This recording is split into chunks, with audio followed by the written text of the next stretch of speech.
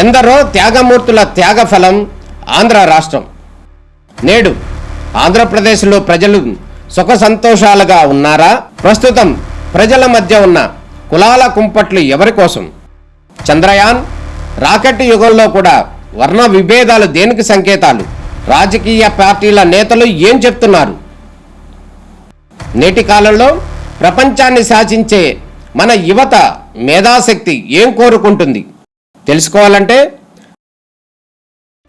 ఆంధ్ర యువగలం. ప్రజల మాటే మా నోట. గౌరవనీయులు, పూజ్యులు, పెద్దలు, రాష్ట్ర ముఖ్యమంత్రి వర్యులు నారా చంద్రబాబు నాయుడు గారికి, విచ్చేసిన ప్రజానీకానికి, వేదిక మీద ఉన్న గౌరవ మంత్రివర్యులు అనగాని సత్యప్రసాద్ గారికి, కొలుసు పార్థసారథి గారికి, గొట్టిపాటి రవికుమార్ గారికి, గౌరవ పార్లమెంట్ సభ్యులు తెన్నేటి కృష్ణప్రసాద్ గారికి, ఎమ్మెల్సీ ఆలపాటి రాజేంద్ర ప్రసాద్ గారికి, ఎమ్మెల్యే నరేంద్ర వర్మ గారికి, వేదిక మీద ఉన్న అధికారులు సిఎస్ గారు సాయిప్రసాద్ గారు, కలెక్టర్ గారు వినోద్ గారు, జేసీ గారు, అదేవిధంగా రైతు మిత్రులు ఇద్దరున్నారు, వారికి సిసిఎల్ఏ సెక్రటరీ జయలక్ష్మి గారు, ఇంకా ఇతర అధికారులు, అనధికారులు, సోదర సోదరిమణులు, పాత్రికేయ మిత్రులందరూ కూడా హృదయపూర్వక నమస్కారం. మన నియోజకవర్గ ప్రజలందరి తరఫున హృదయపూర్వక స్వాగతం ముఖ్యమంత్రి గారికి పలుకుతా ఉన్నాను. చాలా సంతోషం.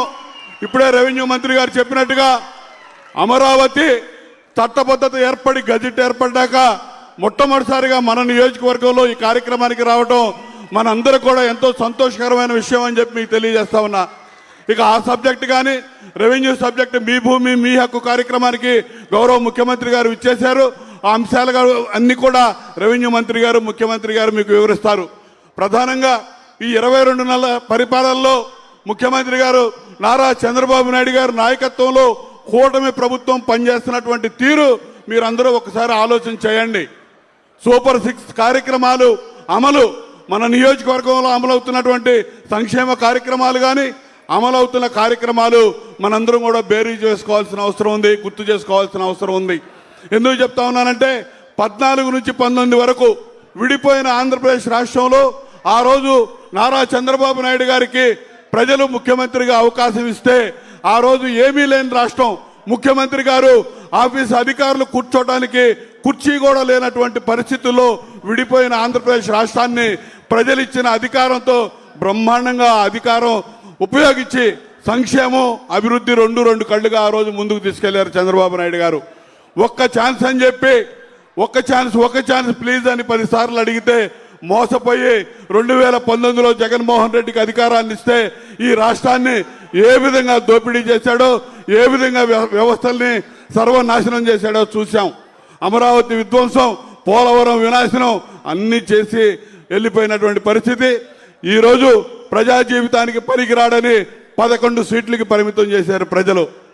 ఈరోజు మళ్ళా చంద్రబాబు నాయుడు గారి నాయకత్వంలో 164 సీట్లు కూటమి ప్రభుత్వానికి ఇచ్చి మీరందరూ ఎప్పుడూ లేని మెజార్టీలు అందించినందుకు మీ అందరికీ ధన్యవాదాలు తెలియజేస్తూ, ఆర్థిక వ్యవస్థని గాడిలో పెడుతూ ఈరోజు ఇచ్చిన హామీలన్నీ అమలు చేస్తూ ముందుకు పోతున్నటువంటి వ్యక్తి ముఖ్యమంత్రి చంద్రబాబు నాయుడు గారు. దాంతోపాటు మీరు చూడండి 14 నుంచి 19 వరకు మన ముఖ్యమంత్రి చంద్రబాబు నాయుడు గారు అధికారంలో ఉన్నప్పుడు మన నియోజకవర్గాన్ని అన్ని రకాలుగా అభివృద్ధి చేసుకున్నాం. ఎప్పుడు జరగనటువంటి అభివృద్ధి ఆ 5 ఏళ్ల కాలంలో వారిచ్చిన అవకాశంతో సీసీ రోడ్ల నిర్మాణం కానీ, అదేవిధంగా లంక గ్రామాల్లో పోతా లంక లిఫ్ట్ ఇరిగేషన్ స్కీమ్ కానీ, రహదారుల నిర్మాణం కానీ అన్నీ బాగు చేశాం. 19లో అధికారం మారితే మొత్తం విధ్వంసానికి గురైనవి. డెల్టా ప్రాంతం బ్లాక్ కాటన్ సాయలు ప్రతి సంవత్సరం రిపేర్లు లేకపోతే మొత్తం పాడైపోయే పరిస్థితి. ఆ పరిస్థితిలో రోడ్లన్నీ విధ్వంసానికి గురైనవి.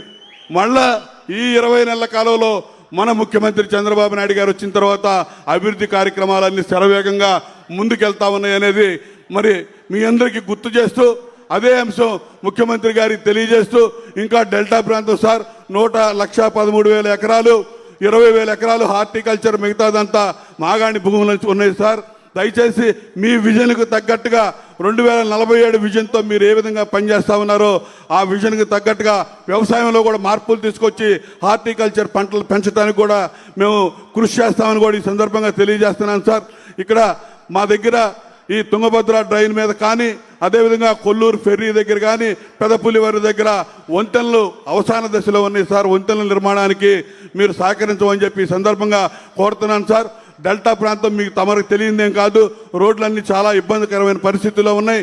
బట్టిప్రోలు బ్రాహ్మణకోడు ప్రధాన రహదారి నిర్మాణానికి సహకరించమని చెప్పి మిమ్మల్ని కోరుతా ఉన్నాను సార్. అదేవిధంగా సార్ హార్టికల్చర్ క్రాప్స్ సంబంధించి నా దగ్గర దంపని షుగర్ ఫ్యాక్టరీ ఉంది సార్, తమరికి తెలుసు.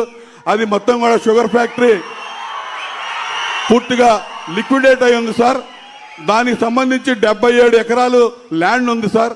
చిన్న చిన్న దానికి సంబంధించినటువంటి సమస్యలు ఉన్నాయి సార్. అవి తీర్చితే మీరు ఎంఎస్ఎంఈ పార్కు కింద బ్రహ్మాండంగా అభివృద్ధి చేయడానికి అగ్రి బేస్డ్ ఇండస్ట్రీస్ తీసుకురావడానికి ఉపయోగపడుతుందని చెప్పి తమరికి గుర్తు చేస్తా ఉన్నాను సార్. వీటికి ఉదయం రేపు మీతో మీటింగ్ ఉంది సార్. ఇవన్నీ కూలంకషంగా చెప్తాను, ఇప్పుడు సమయం లేదు కాబట్టి వాటన్నిటికీ సహకరించి రైతాంగం 100% వ్యవసాయ ఆధార ప్రాంతం, వ్యవసాయం మీద ప్రత్యక్షంగా కానీ పరోక్షంగా కానీ 190 మంది ఆధారపడి జీవనం సాగించేటటువంటి ప్రాంతం సార్.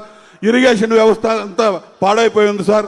ఇరిగేషన్ అదేవిధంగా డ్రైనేజ్ కాలువల నిర్మాణానికి కొంచెం పొడుగు తీయడానికి డీసిల్టింగ్కి నిధులు ఇమ్మని చెప్పి సందర్భంగా కోరుకుంటూ ముఖ్యమంత్రి గారు మరొకసారి మీరందరూ హృదయపూర్వక హర్షధ్వానాలతో స్వాగతం పలికి వారికి ధన్యవాదాలు, అమరావతికి చట్టబద్ధత సాధించేందుకు మరొకసారి ధన్యవాదాలు తెలియజేయవలసిందిగా కోరుతూ సెలవు తీసుకుంటా ఉన్నాను. అందరికీ ధన్యవాదాలు.